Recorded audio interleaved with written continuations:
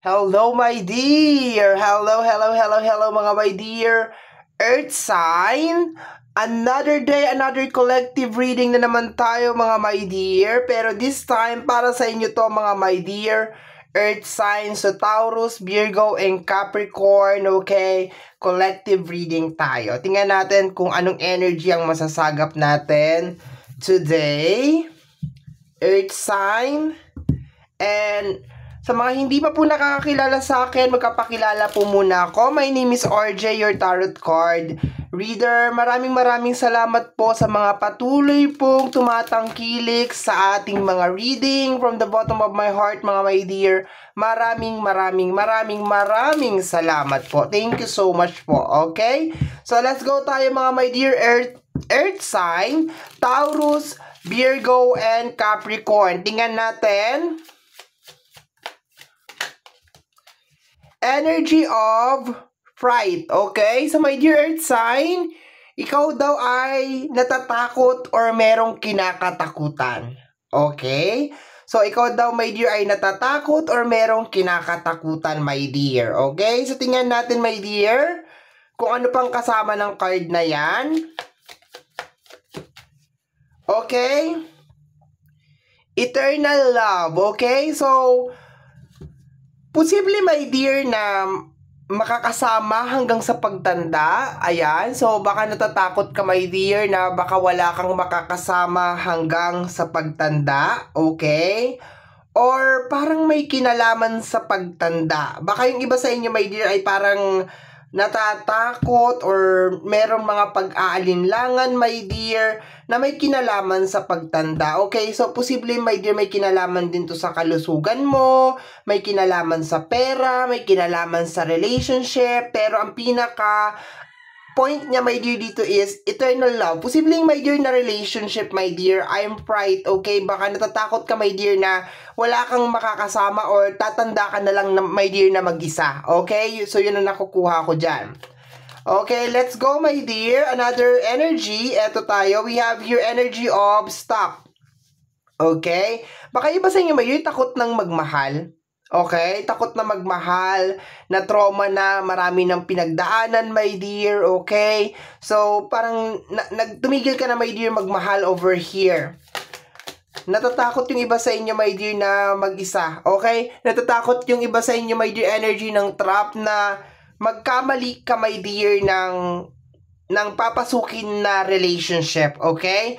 So, yung iba sa inyo siguro, my dear, pinipili mong maging single, okay? Pinipili mo, my dear, na mag-isa, okay? Yun ang nakukuha ko dito, my dear. Kahit na sabihin natin sigurong love life ka na, gusto mo na talaga magkaroon ng love life. Pero sa energy kasi ng stop, my dear, parang naglalagay ka, my dear, ng boundary. So, posibleng wala nakakapasok na tao, my dear, sa buhay mo, my dear, ng dahil sa ganitong energy. Okay, kuha nga ako dito, my dear, ng tarot.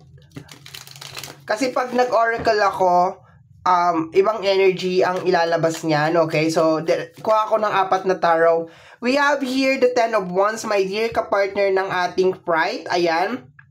So, my dear, baka naghahanap ka nga talaga, my dear, ng katuwang sa buhay. Ayan. Somebody na matured, somebody, my dear, na talagang willing nang pumasok sa buhay, may pamilya, okay? Yung talagang give and take kayo, my dear, yun ang nakukuha ko dito.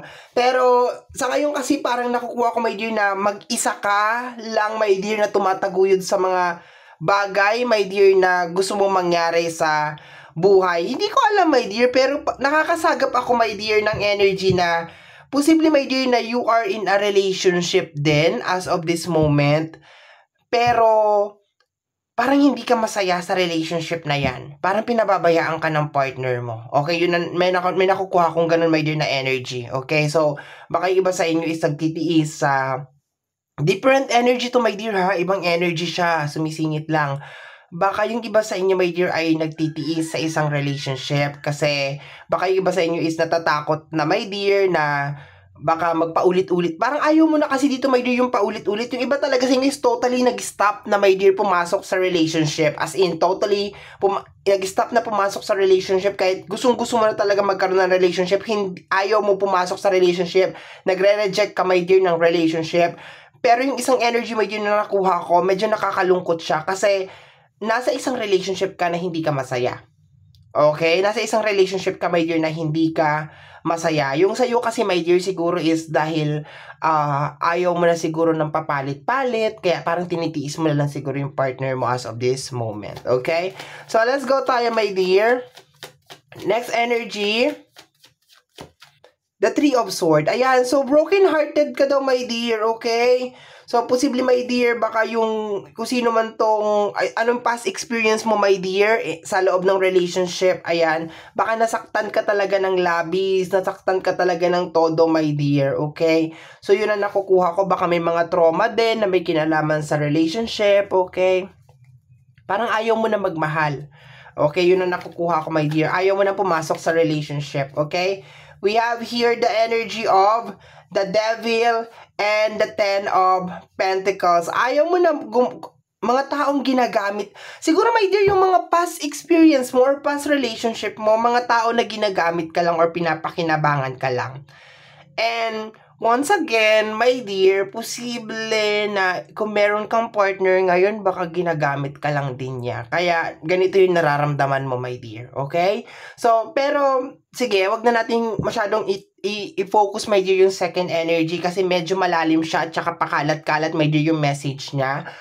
Focus tayo dito sa first energy natin, my dear. Sabi mo dito, stop energy ng Devil and the Ten of Pentacles, okay? So, parang sinasabi mo kasi dito, my dear, yes, gusto ko magkaroon ng pamilya, gusto ko magkaroon ng magandang relationship, masagana na pamilya, okay? Maayos sa pamilya. Pero kung, kasi may Devil eh. So, posibly, my dear, na hindi talaga to nangyayari, okay? Parang wag na lang. Kung demonyo lang naman din yung papasok sa buhay ko, wag na lang. Okay, yun ang nakukuha ko dito, my dear. Next is the energy of Death card. Ayan. So, meron kang Devil, meron kang Death card, okay? So, nakukuha ko dito, my dear, na parang nagtatanong ka, kailan ba darating yung para talaga sa akin? Kailan ba talaga darating yung magmamahal sa akin, my dear? Kasi sa totoo lang, pagod na pagod ka ng magmahal ng maling tao. Yun ang nakukuha ko dito, my dear. Kaya nga yung iba sa inyo is ayaw na talagang pumasok sa relationship at all. Ayaw na talagang pumasok sa relationship at all. Or ayaw na magpalit ng relationship. Kahit na you are not happy sa relationship na meron ka ngayon, ayaw mo na magpalit. Pero may question kasi ako nare-receive dito, my dear. Kailan ba darating yung para sa akin? Kailan ba darating talaga yung taong magmamahal sa akin ng lubusan? Yung masusuklian lahat ng mga pagmamahal na ibinibigay ko. My dear Earth sign, you are a very loving and caring, my dear, na zodiac sign. Okay? Taurus, Virgo, and Capricorn. Talagang isa kayo sa mga zodiac sign na masarap mahalin. Okay? Masarap mahalin pero mahirap galitin. Okay? So, mabait pero wag mong gagalitin kasi iba din magalit. So, ang nakukuha ko dito, my dear, is nagdadasal ka kung kailan siya darating. Okay? And hindi ko alam kung anong sasabihin ko dito sa'yo actually, my dear, kasi ang dami mong trust issue. Okay? Ang dami mong trust issue. So, pakiramdam ko parang for some of you, tatanda ka talagang mag-isa. Okay? Or magtitiis ka sa isang relationship, my dear, na hindi mo gusto. Okay? Para magkaroon ka lang ng kasama sa buhay maski hindi mo gusto or maski toxic na yung relationship na yan, pagtatsagaan mo, my dear. Okay? So, let's go tayo, my dear Earth sign. Tingnan natin, malay mo. Meron pa ako masagap na ibang energy pero so far kasi ngayon, my dear, takot ka magmahal eh. Nag-i-expect ka, my dear, ng tao na darating sa buhay mo para mahalin ka. Pero, natatakot ka nang buksan yung puso mo eh. Yun ang nakukuha ko, my dear. Okay, tingnan natin. Natatakot ka nang i-open yung heart mo, my dear. I wish things could be different, okay? Minsan siguro, my dear, nagagalit ka rin sa mundo. Kasi, parang, bakit ganito? Bakit parang binigyan nyo ako ng karami-raming responsibilidad at obligasyon, mag-isa lang ako. Parang nakukuha ko dito, hirap akong makahanap ng katuwang sa buhay. Pero bakit binigyan niyo ako ng napakaraming obligasyon at responsibilidad? Yun ang nakukuha ko dito, my dear, sa card na to. Minsan nagdadasal ka na sana mabuhay ako or magising ako, my dear, magising ka, my dear earth sign, na alam mo yun, nasa ibang mundo ka na, yung parang ganon. Kasi nakikita ko, my dear, kaya ka naman naghahanap talaga ng eternal love is hindi siya dahil sa gusto mo lang pumasok sa relationship or gusto mo lang talaga magka-love life or something. Nakukuha ko dito, my dear, na kaya gusto mo, my dear, na makapasok sa relationship or makahanap ng tao na magmamahal talaga sa'yo ng totoo, my dear. Kasi parang napapagod ka na, my dear, na nag-grind yung lumalaban, my dear, sa buhay ng mag-isa. So, parang gusto mong makahanap dito, my dear, ng somebody na parehas kayo ng gustong mangyari sa buhay. Yung parehas kayong gustong umunlad, gusto nyong umasenso, may pagmamahal sa pamilya, nagmamahalan kayong dalawa, parehas na kayong retired sa mga kalokohan nyo. Yun ang nakukuha ko dito, my dear. Kasi sinasabi mo dito, my dears, dito sa third card natin, kung gagaguhin mo lang naman ako or sasaktan mo na lang ako, wag ka na pumasok sa buhay ko. Okay? Wag na. Never mind na lang tayo dito sa pagkakaroon ng pamilya. Kahit gusto mo magkaroon ng relationship or gusto mong magkaroon ng pamilya, wag na lang. Kung sasaktan mo lang naman ako, wag na. So, may trauma na akong nakukuha dito, my dear, for some of you. Dalang-dala ka na, my dear. Okay?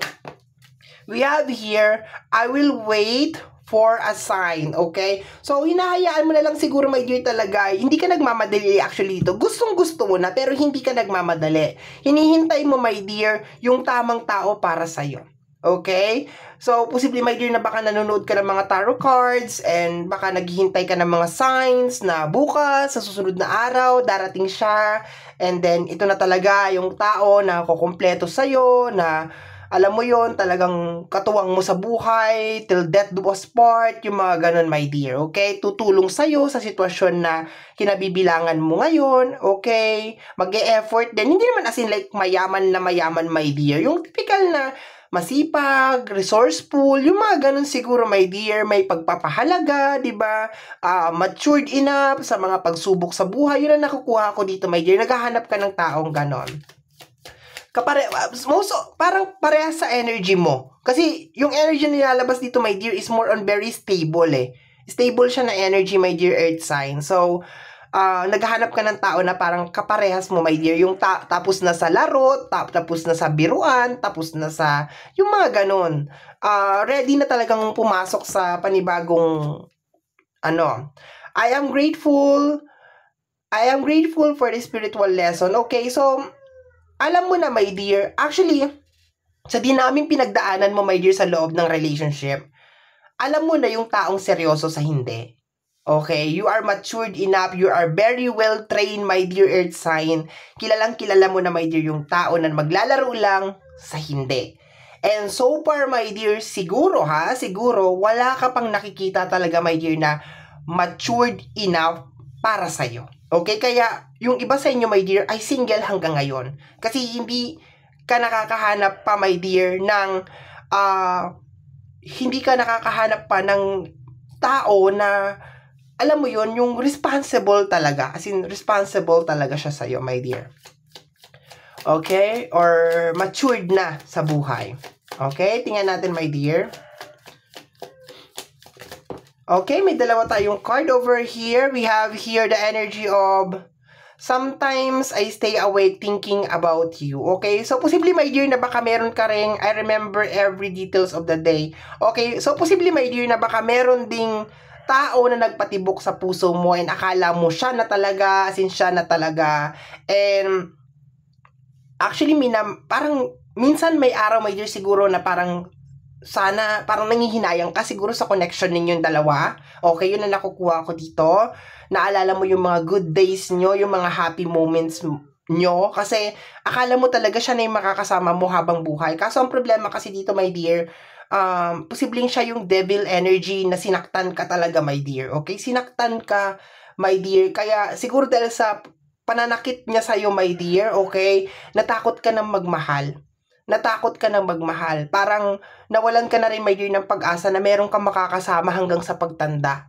Nang dahil sa ginawa niya. Kasi siguro parang ibinuhos mo na sa kanya, my dear, lahat eh. Ibinuhos mo na sa kanya lahat na ikaw na yung makakasama ko hanggang sa pagtanda, ikaw na talaga. Pero ikaw lang pala, my dear, yung nangangarap ng ganon. Ikaw lang pala yung may gusto ng ganon. Kasi siya, kumbaga parang hindi ganon yung gusto niyang mangyari. Okay? So, baka yung iba sa inyo, my dear, is merong tao na nakagawa sa'yo ng hindi maganda, pero inahanap-hanap mo pa rin siya. Kumbaga parang namimiss mo pa rin siya minsan, and 'di ba, naaalala mo pa rin yung hindi ko na naramdaman, my dear, na parang gusto mo siyang pabalikin sa buhay mo. Pero minsan may araw na sumasagi siya, my dear, sa isipan mo, and naalala mo yung mga good memories nyo, yung mga ganon, yung mga pagulong-gulong nyo sa talahiban at kung ano-ano man yung mga pinagagagawa nyo. Pero sinaktan ka kasi ng taong to eh.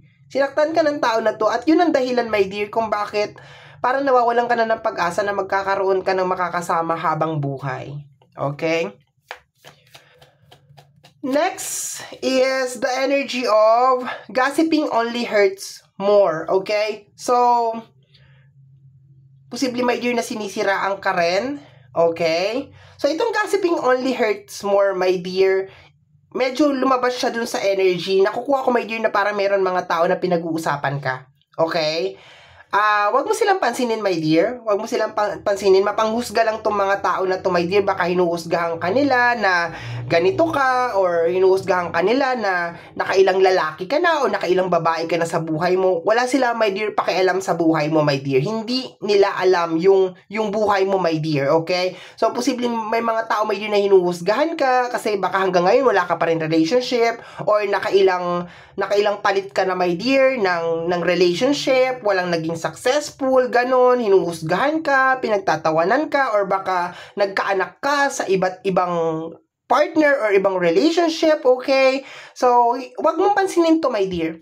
May mga tao talaga na ganito, my dear. Okay? May mga ganito talaga, my dear, na kayang-kaya nilang punahin yung pagkakamali ng iba o yung dumi or baho ng iba, pero yung baho nila hindi nila mapansin. Okay, pasensya na, medyo nanggigil ako sa part na to, okay?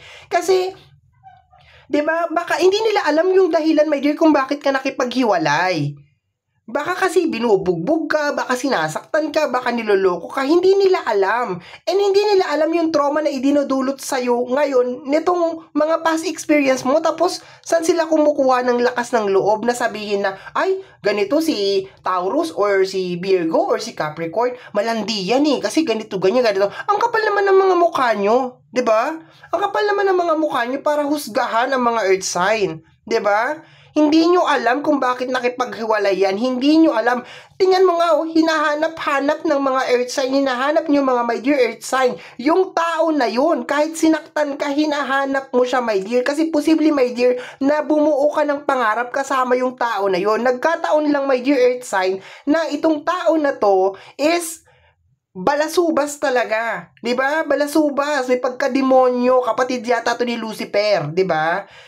Tapos, hindi niya, naging trauma sa'yo ito, my dear, eh. Naging trauma sa'yo itong tao na to. Okay? Okay, tingnan natin. Sorry, my dear, medyo na-carried away ako. Basta talagang mga chismosa, gigil na gigil ako. This love scares me. Natakot ka na talaga, my dear, magmahal. Natatakot ka na magmahal. Dahil sa kagagawan ng taong ito. Itong tao na posibleng hinahanap-hanap mo, actually hindi mo siya hinahanap eh. Parang namimiss mo lang siya, parang naaalala mo lang siya minsan, pero nakukuha ko, my dear, ayaw mo na talaga siyang pabalikin sa buhay mo. Okay? Ayaw na. So, natatakot ka, my dear, magmahal. Marami sa inyo, my dear, ngayon na nanonood sa akin na natatakot kayong magmahal, mga my dear earth sign. Okay? Natatakot kayo. Next is I'm ready. Okay? So, bumabalik tayo, my dear, doon sa energy ng dalawang energy na sasagap ko, my dear, eh. Yung doon sa mga in a relationship, my dear, na parang you are not happy. I think yung iba sa inyo, anytime makikipaghiwalay kayo. Okay? So, hindi lang ako nakapokus dun sa mga walang relationship. Nakapokus din ako, my dear, dun sa mga may mga karelasyon ngayon, my dear, that you are not happy or baka yung partner mo is parang hindi ibinibigay yung deserve mo, my dear, na love and attention. Nakukuha ko dito, my dear, na by this year, 2025, makikipaghiwalay ka. May hiwalayan, my dear, na magaganap. Okay? May hiwalayan na magaganap. Okay, ang hirap lagyan ng ano nito. Ang hirap lagyan ng title description kasi dalawang energy ang nakukuha ko. Okay, last card tayo, my dear. Last card, okay? So, we have here, I can even look at you right now. Okay, ito yung energy, my dear, nung tao na posibleng nangarap ka na makakasama mo siya habang buhay. Talagang kinasusuklaman mo talaga siya, my dear. Meron pa rin talaga, sabihin natin, na konting pagmamahal akong nakukuha, my dear. Pero, hindi kasi kayang takpan yun, my dear, nung mga kasalanan na ginawa niya, okay? And, once again, balik tayo dun sa energy, my dear, ng mga in a relationship, nasusuklam ka, my dear, sa karelasyon mo. Dismayado ka, my dear. For some of you, nagamit kayo or ginagamit kayo. Okay? So, my dear Earth sign, yan ang reading mo para... Ay, yan pala, my dear, ang inyong collective reading. Sorry, nasanay ako. Yan ang inyong collective reading, mga my dear Earth sign. Somehow, my dear, kung nagustuhan mo to, especially kung napadaan ka lang, don't forget, my dear, to subscribe. Pakiclick, my dear, ang notification bell para ma-update ka sa aking mga upload. Kung napapanood mo to, my dear, sa ating YouTube channel. At kung napapanood mo naman to, my dear, sa ating Facebook page, don't hesitate, my dear, wag na mag-alinlangan, my dear, na mag-like and mag-follow sa ating Facebook page. Okay? Free to like, free to share, free to comment sa lahat ng ating mga videos, mga my dear Earth sign. Once again, my name is RJ, also known as Apo J. Maraming salamat po, and until next time, bye-bye! Thank you, my dear!